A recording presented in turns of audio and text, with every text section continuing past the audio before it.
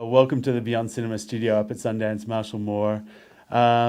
Firstly, hometown festival kind of thing, in-state.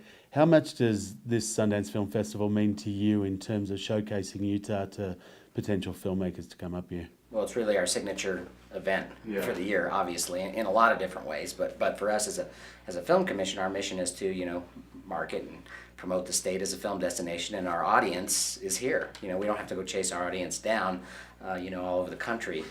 They come to us. But we have to make sure we're active and we're present. We've done that in a number of different ways by hosting a filmmakers brunch and having a space available to us on Main Street where we can educate people about Utah. And what's the kind of difference between you and the Park City Film Commission during this week? So, we're the state film office, so we promote the entire state, but we have 7 regional film offices throughout the state. Their job is to promote and market their area. Right. Ours is to promote and market the entire state.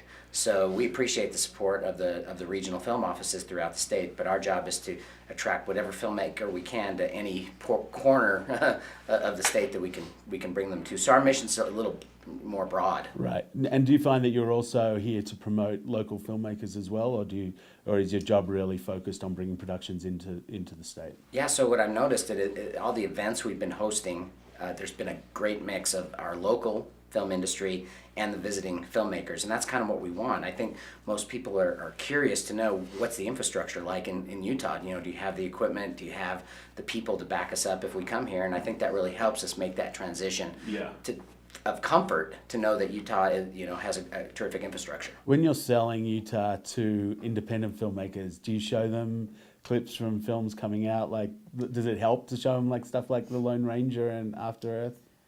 Yeah, but really it helps more with our own legislature and governor and those who are supporting our incentive program internally in the state to know that we're using the money in the rebate program wisely to bring promotional opportunities through movies like that. But I think what's been great for us is our space down at 751 Main, the hub.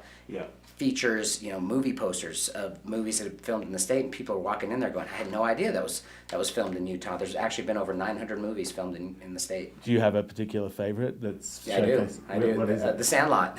The Sandlot is my personal favorite movie that was filmed in Utah. I mean, in terms of showcasing the state, that not many people know that the Sandlot was it's supposed to be the San Fernando Valley in the 1960s, but that's my personal favorite to watch. In terms of showcasing the state, I think you can't ask for more than what like Thelma and Louise did, or even going back as far as The Searchers with John Wayne. That kind of really put us on the map. Yeah. So that put you on the map more so than Butch Cassidy and the Sundance Kid? Well, that followed a little later, but Butch Cassidy and Sundance Kid was a great movie for us, down in Zion National Park and the Grafton Ghost Town in southern Utah. So definitely, and then you could even go to Jeremiah Johnson when Robert Redford located here and bought the Sundance Resort back in the late 1960s. How for you in terms of getting a project to come here that probably or might not have come here? So in terms of the significant impact on a particular project, what are you kind of proudest of? But which project? That maybe wouldn't have come here that you managed to get here. Well, I say there's one here right now that we're pretty proud of. I mean, it's a Disney Channel original movie, but we're in constant competition with other states and other countries, and this particular movie was well on its way to another country when we were able to spend a few days with the filmmakers and convince them that we had all the elements in place, and they reversed field and made Utah the choice. I also think that of a movie like John Carter. They were on their way to New Mexico, and they actually filmed half of it in the UK. But at that point, we were able to. The director saw things that he had imagined was more Mars-like in Utah, and the incentive program helped bring the movie across the border. I mean, one of the older film commissions. I mean, you guys have been around for about 40 years. So for you guys, in terms of your relationship with the legislature, as you were mentioning, is there something still that you would ask from them that you don't have that you'd want? Well, sure. So our program is diverse. There's a tax credit portion, there's a cash portion. A couple of years ago, the legislature chose not to renew the cash portion, and subsequently, like a bank account, it's been drained. Right. That's good because it's been used, but we have no more new cash to replenish it. So one of the things that I'm probably going to need to work on next year is to revisit the cash portion. We have the tax credit portion as an ongoing program Right. of 6.9 million a year, and the legislature was gracious to fund us that way, to fund us continuously. But we also feel for the smaller budget films that need the cash back quicker, Yeah. sometimes even to help finish the project, that the cash probably needs to be an ongoing program as well. Fair enough. In terms of your, ability to convince them and otherwise, what was the job you held before you became the commissioner? So I joined the staff in 2003 as a producer services executive. So I was working directly one-on-one with the clients, doing a lot of location scouts and putting together location packages. And so my skill set was as a location manager for 20 years, working in Los Angeles for 10 and in Utah for 10 before joining the staff. And do you feel like that's a good mix that kind of prepped you for the role? No. I do, in the sense that for the original reason I was hired to the staff was, to work in the same capacity with the same skill set that I had. But then incentives were just becoming the big deal that they were soon to become, and my skill set had to change a bit, and I had to learn about politics, and I had to learn how to present to a legislative body and to a committee, and in ways that they would understand what makes this industry go. Yeah. So that I had to learn on the job.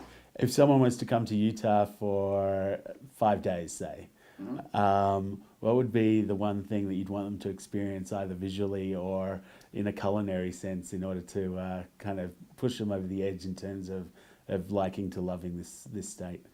Well, I think you cannot come to Utah without going to southern Utah. I lived in the state from 1994 to 1997 without ever visiting Moab, Zion National Park, officially, just visiting it and enjoying it.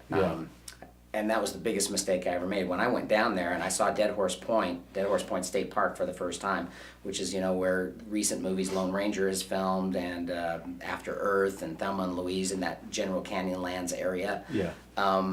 I was saying, what took me so long? And I advise anybody to go to the Moab Monument Valley area to see things you've never experienced or seen before, in the grandeur of the state. But then also you can go and visit the starkness of the Bonneville Salt Flats and just rev your car up and drive 100 miles an hour on it, as well, as many filmmakers have done, and more. Okay, personal preference, Utah in winter or summer? Summer.